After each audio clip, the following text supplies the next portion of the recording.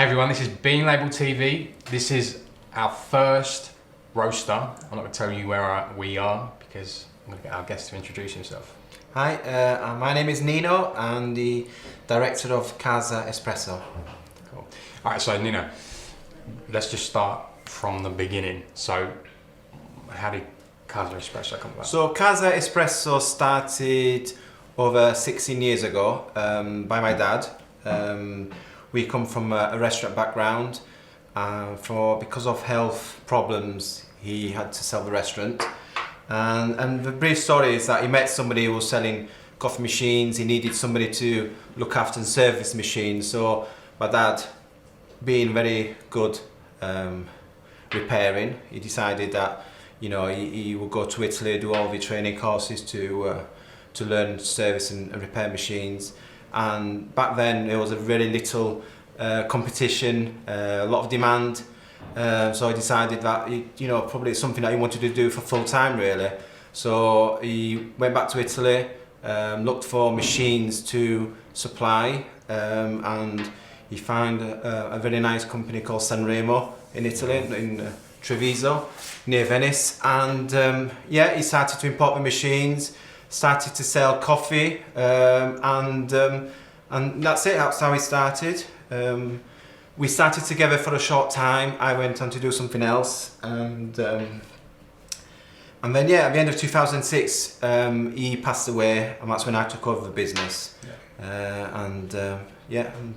Rest is history. Yeah. And then before we go into any more, what have we got here? Let's tell everyone what we're drinking. This is our Ethiopia Yorkshire Gutiti. It's a natural. Mm-hmm. It's a coffee that we had a lot of really positive feedback from. We love naturals here, it's a really nice coffee. It's a really nice floral. Blueberries is the main component coming through. You could pick that up straight away. That's so strong. I was trying to think now. Yeah. What is that? I could get the floral. So as a V60 or as an espresso, and then milk, you almost get that blueberry muffin. Coming You've through. got it. So it's a really nice coffee. Yeah, that's great. And then I've got an espresso as well, which is your Charlestown blend. Yeah. This is one of our new blends that we've done. We have two espresso blends. The espresso, the Unione, is more of your contemporary style. Lots of nice milk chocolate, sweet oranges coming through. While the Charlestown is for something a little bit less fruity, more dark chocolate, more body. With a subtle cherry sweetness coming through from the Sumatra, so glad you like it. Yeah, they're both fantastic. So let's bring it back in. So you were distributing the equipment, machinery, and then when and why did you? About 3 years ago, as a small business, coming from personal restaurant background myself, we know that service is important as much as the products and the quality as well. So as a small business, I always wanted to improve and keep improving the service of products, and I thought it was a natural step for us to as a coffee distributor to start to roast our own coffee. Mm-hmm. So 2 years ago I started to do a lot of research about roasters, about greening coffee importers, and then suddenly I was looking on Twitter one day and I saw an ad for a second-hand roaster, 1 kilo roaster, and I thought that's the one. So we got it, we bought it. We just started to roast a few single origin coffees, nothing special, but we sent them out to a few people, for feedback. And a few people came to see us, and I thought, oh, this is nice coffee. What is it? And then we said, this is the direction we wanted to go. And in May last year, we bought a 5 kilo Pro Bat roaster, and now we're roasting, all our new coffees from it. Cool. And so, like, how quick was the transition from finding this kind of second-hand roaster to selling? It was a bit, obviously, having no experience in roasting, and for us it was a bit like dipping our toes. We really didn't know what how it was going to go, how people would like the coffees, how our roast style would compare to others. So it was a bit of an unknown. So obviously when we started to roast a few coffees, and first of all we liked certain style of coffee. So nice roast where you appreciating the full development of a bean. So it's not too light, but it's not over masking the natural flavours of the bean. So it took us a little bit of time to get round, especially with a 1 kilo roaster. It was a bit difficult because we had less control because it was an electric roaster. Once we had the 5 kilo for us, then we could experiment more with the styles and the different coffees, and just by getting the feedback that we understood what was right, what needed tweaking, so it was a slow, but at the same time I think it was a steady process of transaction from not roasting to starting to roast our own coffees. But you're still doing the distribution side of what you're doing. Yeah. So as a business, what we've done, instead of changing the business, we thought to add it to the business. So the roasting is an additional. We still have coffees that we've been supplying from day one for our customers that have been from us from day one as well. But the coffee that we roast here is an additional range. So it's what we call the specialty range, and it's all roast to order. And these coffees we try to supply them to people where they really appreciate that kind of product, where it's locally roasted, it's really high quality coffees, and they really appreciate the history behind the coffee as well, because it's all full traceable.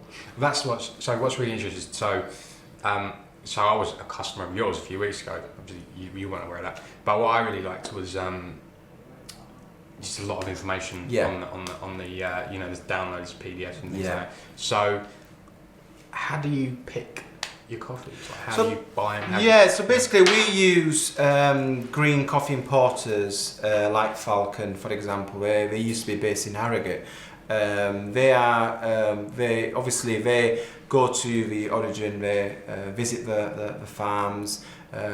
Before they actually try any coffees, they want to make sure that the farmers are looked after, the environment is a happy environment, and then they'll try the coffees. Once they try the coffees, they will order them, and then we'll send out like a list of all the different coffees that are actually already ready, to buy, or they're due to come in. So what we do is we'll have always a few bean components for our espresso blends that we think these might work better for our espresso blend. And then we always look for something a bit different in terms of a single origin coffee. Either if it's through a V60, a filter, or if it's for espresso. The things that we're looking for is something a bit different, sort of like that we would like to order if we were in a coffee shop. That coffee sounds nice, I'd like to order that. So that's how we ask for samples, we try them, and if we have a cupping table with all different coffees, if there's a particular coffee that really stands out, then we go for it. So that's cool. That's how we choose. And then, so you got a lot of information as well on the producers themselves. Where do you get that? Well, that's all through the green importers. So obviously they have the green importer has a personal relationship with the farmers. So obviously from that they can gain all the information, the history about the farm, the history about the coffee. They've actually been there, saw the work being done. So we can gain all that information through them, really, for pictures, information, videos, and all that information that we get, then we transfer that to our customers. So either for web orders like you, the information is available to download, or through wholesale customers where we provide all the information on the labelling as well. So and then going back to when you started selling, it's not a big area for specialty coffee. Well, I'm guessing it wasn't back then, or maybe it was. But how did you did you have to convince people to try it, or? Yeah, I think what we're trying to say to people is basically, this coffee is something special. It's something that we know the information about the farmer, so it's not just a standard coffee which has been just mixed up in a big container, big shipment, and there's no history behind it. All these coffees we know where they come from, and so when we ask people to come over and visit the roastery, and they can see how the coffee comes in the sacks, the green coffee, how it's roasted. So there's a kind of like history behind the beans. So it's not just a standard ready packed labeled coffee in a box that we supply, and it's something that we can almost go back to the history where it's sourced and where it comes from, and a lot of customers love that, being part of that, where they see the green coffee, they see it's roasted, because we can create bespoke blends for people as well, so they'll be part of that, that area where they can choose the different coffees, put them together, and so they're part of that coffee being made especially for them. For coffee shop? Coffee shops. Yeah. So you do business for coffee shop. Okay, and then before we go and see Johnny roasting, what would you, so you got a great range of coffee, what would you recommend for different types of customer? Specifically, which coffee right now would you say? Yeah, try that if you. Well, obviously, like I said before, I'm an espresso drinker. I love my espressos. So for me, the Charlestown is a really good espresso for something that you like, that that dark chocolate, that rich flavour. Very smooth, but you've got like a really subtle cherry sweetness coming through. Works perfectly with milk. The Unione is it's a bit more for people who love a little bit about the soft fruit coming through, slightly milky chocolate. But as a filter, we have a Kenya on the price list, which is a really unusual Kenya. As soon as you open a bag, you will get that sweet tomato aroma coming through, which reminds me a lot of when I used to live in Italy, and we used to make homemade tomato passata in the bottles, and it just brings back memories of that. I'm not surprised. I tried that, and it was I'm pretty sure it was that one. It was almost like a vine tomato. You could smell it, like when you open a pack of, or each bite into like a really good vine tomato. It's got a strong flavour. It was beautiful. So we're going to check out the roasting. We've got a new videographer on added, so hopefully the videos are going to start getting better, but he's gone off filming. The cheek of it. So there might be a sharp cut here, I don't know, but let's go.